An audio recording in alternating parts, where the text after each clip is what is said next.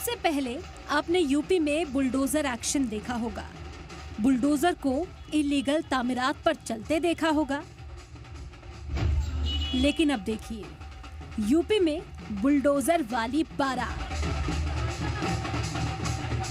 जो बुलडोजर मुलजिमीन के ठिकानों पर चलते थे, उसी बुलडोजर से बारात निकाली जा रही है। तस्वीरें गोरखपुर की हैं, जहां बुलडोजर पर दूल्हा सवार है और इस पर सवार होकर अपनी दुल्हनिया लेने जा रहा है। तस्वीरें देखिए, फिर आपको इसके पीछे की वजह भी बताएंगे। पीछे ढोल बज रहा है, साथ में बाराती भी है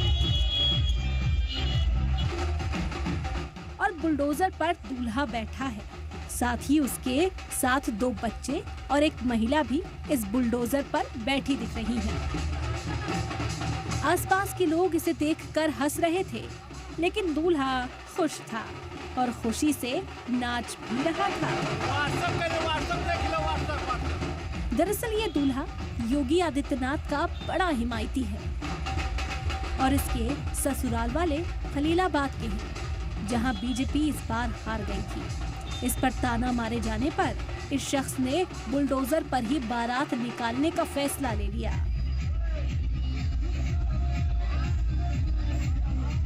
परिवार ने खूब समझाया, लेकिन वो तब भी नहीं माना और बुलडोजर लेकर दुल्हनिया लेने पहुंच गया। इतना ही नहीं, इस बारात में बाबा के बुलडोजर का गाना भी बजाया जा रहा था।